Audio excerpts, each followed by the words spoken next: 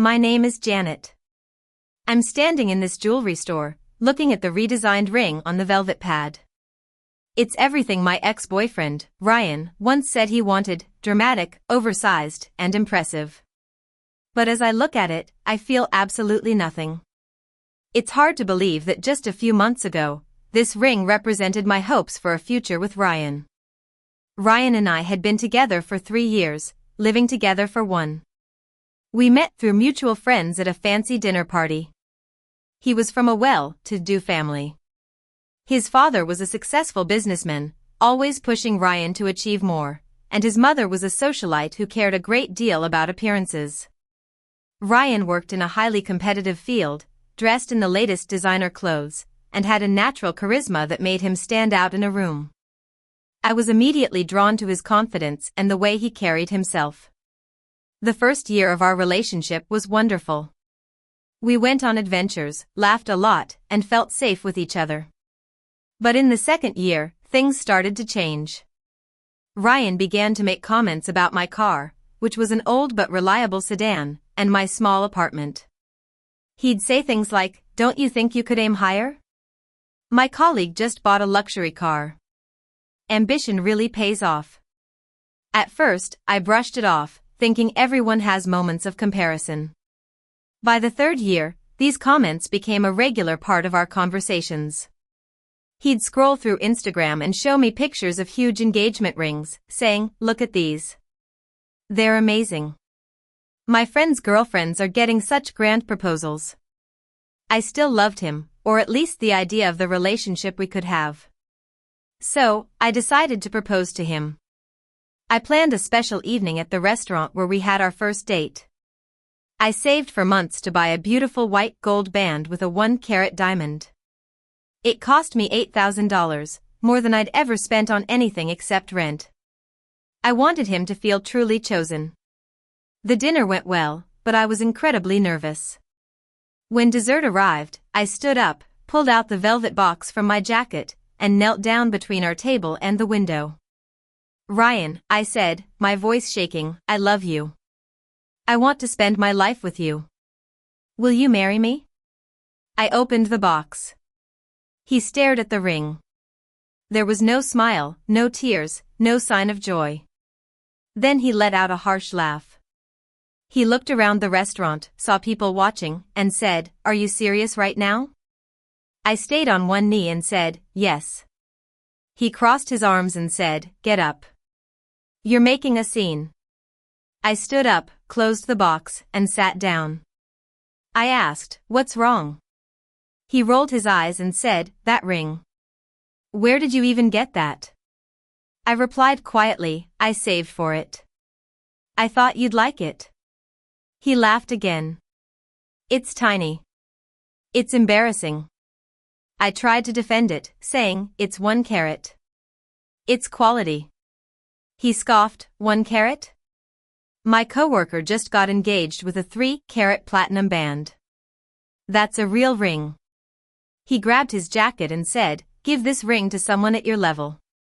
I'm not wearing it." The restaurant went silent.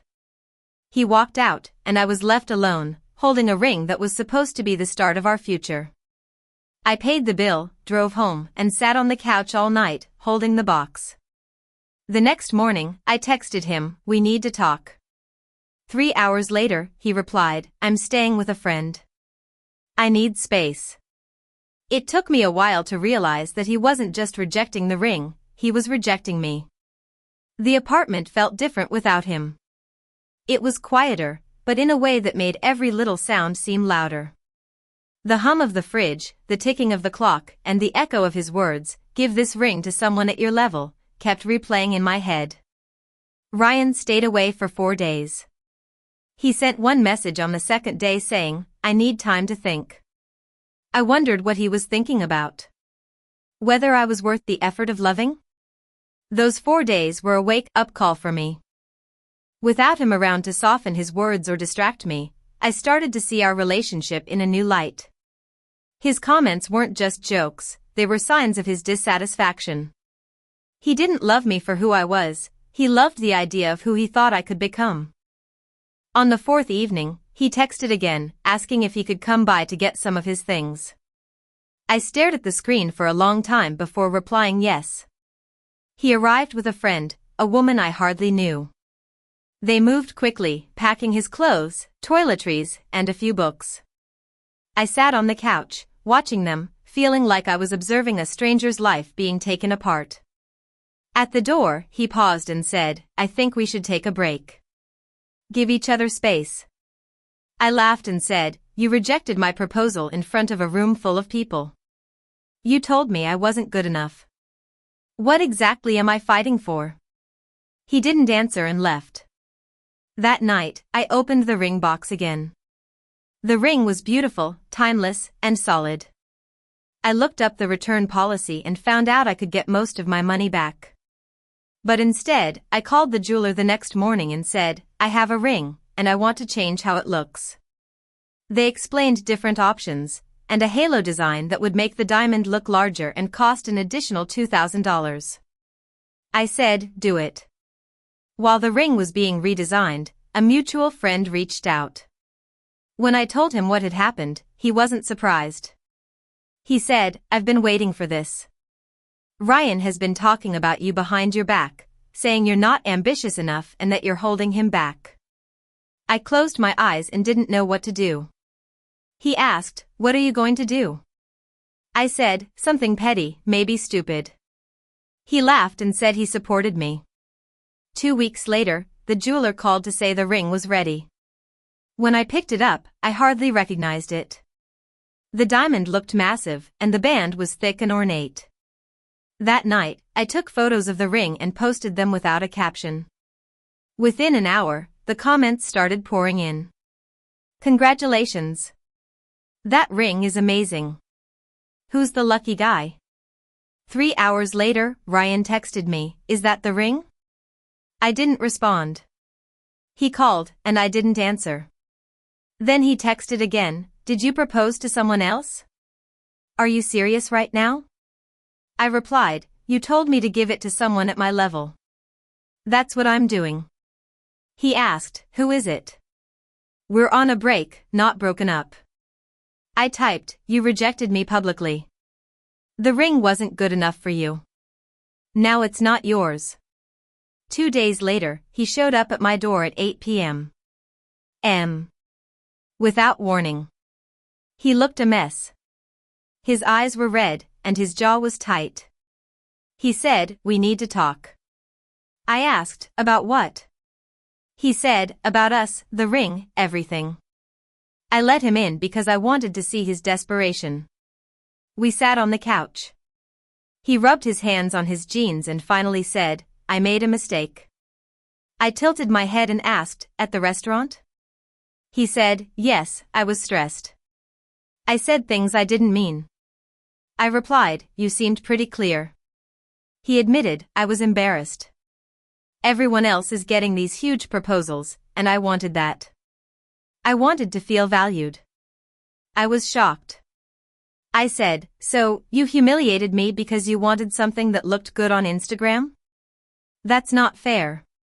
He snapped, then softened and said, "Is it?" I leaned forward and said, "Ryan, I spent $8,000. I saved for months, planned the night, and got down on one knee in public because I thought you loved me. And you told me to give the ring to someone at my level." He flinched at his own words. Then he noticed the ring in the post and said, "It's different, bigger." I said, "It is. It's beautiful." He whispered, like that was the most important thing, "It's beautiful." I smiled coldly and said, "Good. Someone else will love it." He demanded, "Who?" I didn't answer right away. After a long silence, he asked again, "Who is he?" I calmly said, "There is no he. I redesigned the ring." That's all I posted. He was a mix of relief and humiliation. He said, "So you lied." I replied, "I made you feel what I felt. Rejected, not good enough, humiliated." He said, "That's cruel." I asked, "Is it? I remember you laughing at me in a restaurant full of strangers." He slumped and said, "I want another chance." I can fix this. I replied, there's nothing to fix. You showed me who you are, and I believe you. He started crying, and I realized I felt nothing for him. I said, you love the idea of me, the version you think I should become, but you don't love me. He left a few minutes later. A week later, the jeweler called to warn me that someone had come into the store asking about the ring, claiming to be my fiancé and wanting to know the cost. I knew it was Ryan. That evening, he texted, I know you just redesigned it. You're playing games. I replied, does it matter? He said, yes, you made me think you had money all along and just didn't want to spend it on me. I laughed and wrote, I spent $8,000 on you. It wasn't enough. 2 days later, he showed up again, shaking, with the original ring in his hand. He said, someone returned this to me at work in front of everyone. I took the box and opened it. It was the same ring I'd given him with all my heart. He said, your friends said you thought I deserved to see what I threw away. He also said, you're seeing someone who appreciated the redesigned ring and said yes. I asked, that's what you're focused on? Not that you hurt me, just whether I've moved on. He couldn't answer. I told him to leave. 3 weeks passed with no messages or visits. I thought it was over, but then the calls started. People I hadn't talked to in months were asking if I was okay. Finally, one of them said, Ryan is telling people you're stalking him. I was shocked. I knew it was a lie. I called a lawyer, a friend who had just passed the bar. He told me to document everything and get a statement from the jeweler. 2 days later, Ryan's mother called.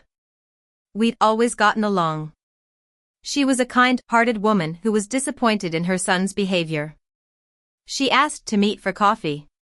When we met, she looked tired. She apologized for what Ryan had done at the restaurant. She said she'd talked to someone who was there and knew how cruel he'd been. She also warned me that Ryan was fixated on me, the ring, and whether I was with someone else. He'd driven by my apartment twice. She reached into her bag and pulled out an envelope. She said it was the money for the ring. I was hesitant, but she insisted. Inside was a check for $8,000.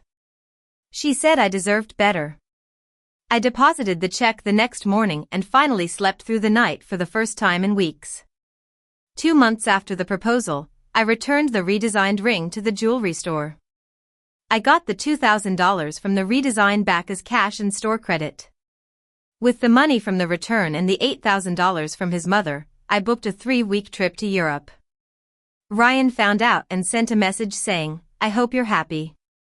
You made me look like the villain. I didn't reply. His mother later texted that he was moving to another city for a new job. I ran into one of the servers from the restaurant where everything fell apart. She recognized me and said everyone there thought he was out of his mind. The ring was beautiful. I thanked her. A friend asked me if I felt like I got closure. I said I thought so. I don't regret proposing because it taught me that love is about respect and seeing someone for who they are. I'm free now, and I'm looking forward to a new chapter in my life.